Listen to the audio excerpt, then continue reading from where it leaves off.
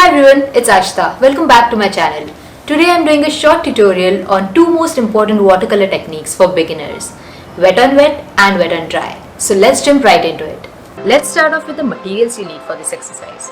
First, we'll need some paper to paint on. It could be any good quality drawing paper or specifically watercolor paper. The one I'm using is Artist's cold pressed watercolor paper that's 25% cotton. Now the term cold pressed means that it has a slightly rough texture that allows paint to remain wet for longer. That means you get more time to play with the paint. Another aspect of paper is its weight. I'm using 200 GSM. GSM stands for grams per square meter. It basically indicates how thick your paper is. Now you'll need some paint. I'm using Fine Art Watercolor Set, but you can use any watercolors you have. Camlin is a good brand as well. Next, you'll need some brushes. I'll be using a couple of different sized paint brushes for this exercise. One of them is a flat brush and the others are round. And also a small palette to lay and mix colors. I'm also going to use a masking tape. Why? I'll tell you in a little bit. Then you'll need 2 glasses of clean water. 1 glass will be to wash off paint from the brush, and this will get murky with time. Second glass is when you want to grab some clean water on the brush to blend 2 colors.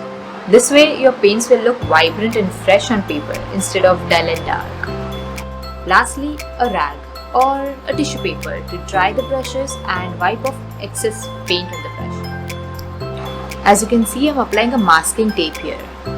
We'll be painting within its boundaries, and we'll remove this tape at the end to get a perfect, nice looking border around our painting.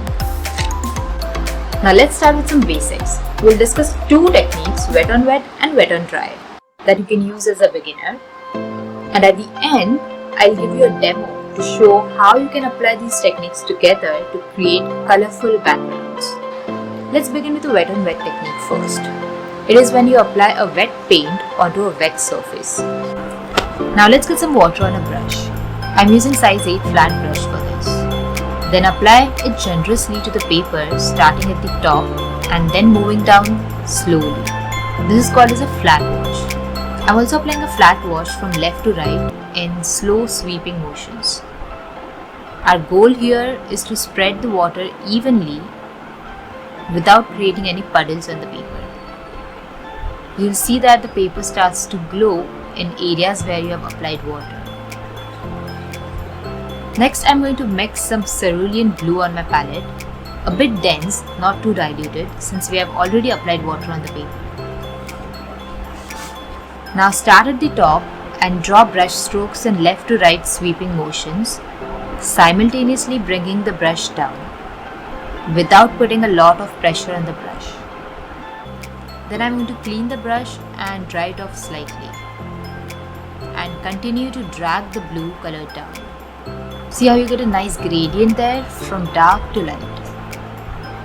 Also make sure you don't see any hard edges or bands in the middle. The gradient should be very smooth. I'm also going over and taking some more blue as I want the top portion to be a bit more dark.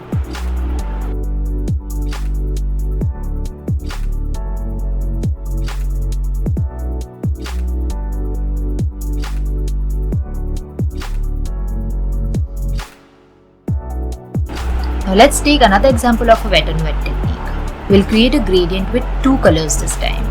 Just like before, start with a flat wash, wetting the paper with clean water. For this one, I want to blend crimson red with blue. Starting with blue first, I'm applying left to right brush strokes, bringing the paint down. Stop when you almost reach the bottom. I'm also adding more color at the top.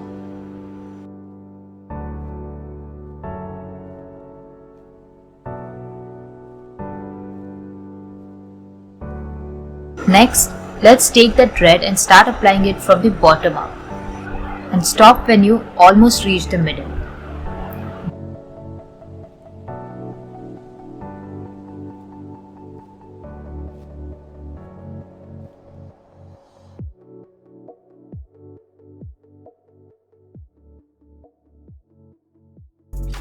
Blend that blue with the red in the middle so that you don't get any sharp edged band.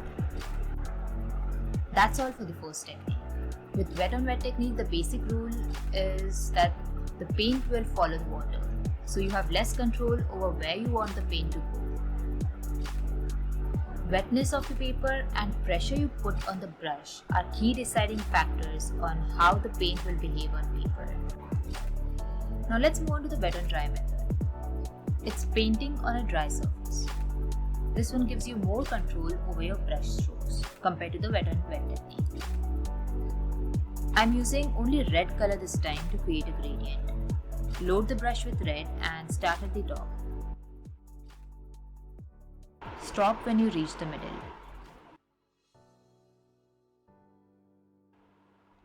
I'm taking some more red and then using water to drag the color down.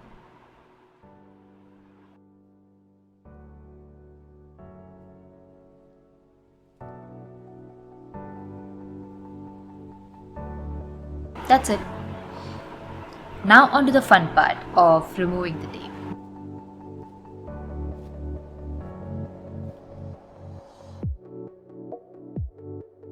It looks much clean and better now. The color gradient in wet on dry technique is much more intense than in the wet on wet technique. Now that we have practiced both the techniques, I'll give you a demo of how you can mix and use both these methods together. Let's say I want to create a colorful background using a variety of colors. I want to mimic colorful sky and water. Let's first wet the whole area here using a flat brush like how we did before. I'm taking some blue first and applying on the top and middle portion of the sky. I'm just applying it in spots and then spreading it using more water.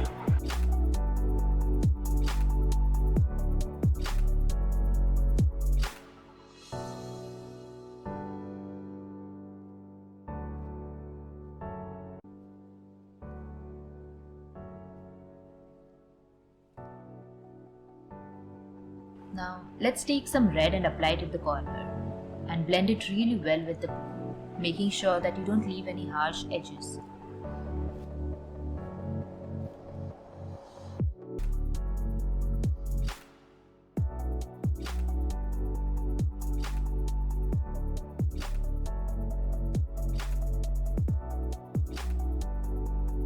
I'm also adding some blue at the lower portion since that's going to be our water.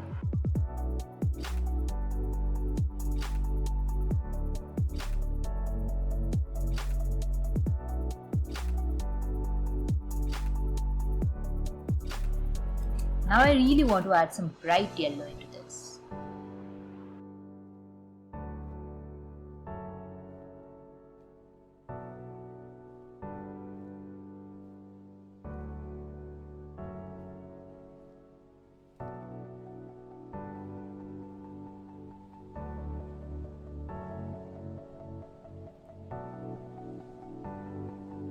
I also want to give a purple tinge to it.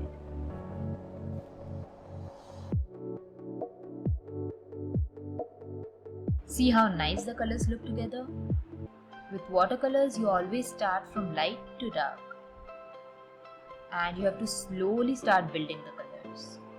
They softly bleed into each other as long as the paper is wet.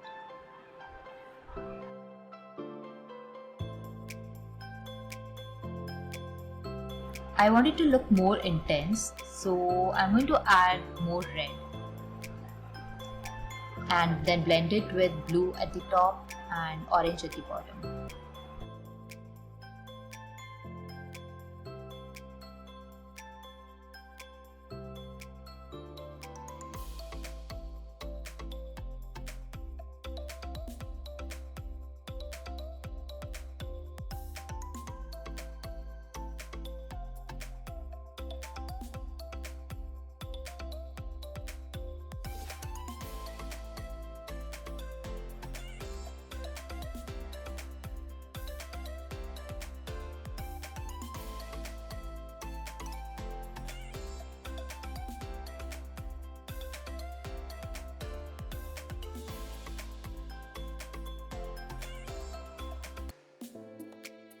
I'm trying to give some texture to water.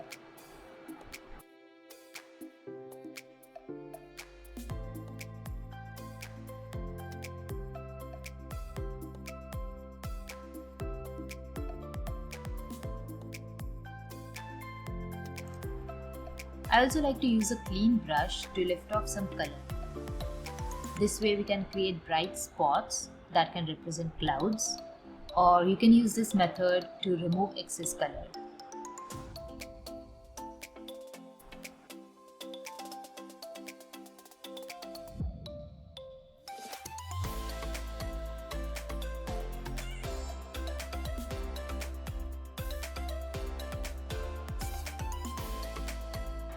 I finished the background now and I let it dry for some time. This is how it looks like after drying. Next step is to draw trees and add few more elements to our background.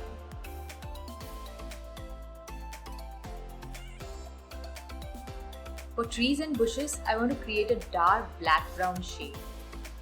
So I'm going to mix a little bit of blue, brown, purple, red, green and black.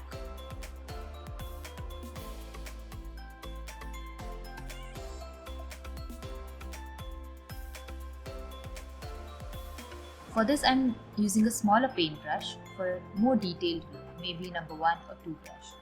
I'll first start painting the bushes. I think this shade is too light, so I'm going to mix some more black.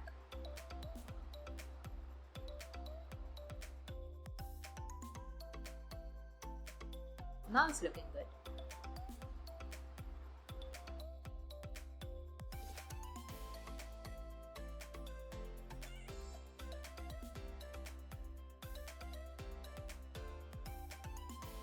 I don't want to leave any sharp borders, so using water I'm just blending the edges, and also I'm merging it with the blue color below.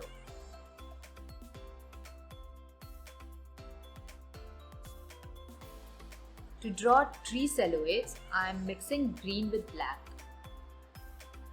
and just start by adding short brush strokes. You can draw any tree you like. I'm going to draw coconut trees and pine trees.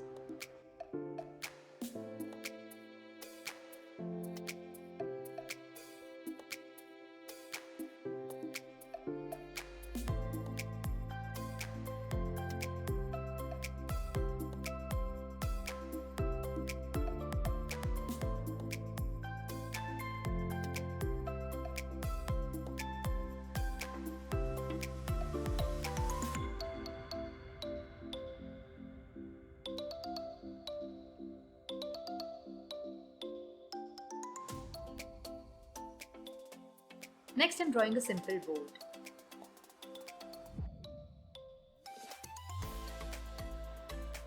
I'm creating a shadow for the boat. Let's also draw a boy rowing the boat.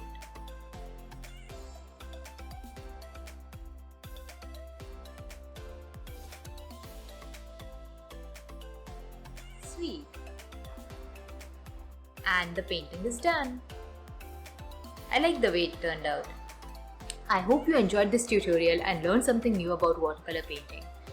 If you did, give this video a thumbs up. Also subscribe if you are new. But that's it for now. I'll see you in my next video. Bye everyone, and thanks for watching.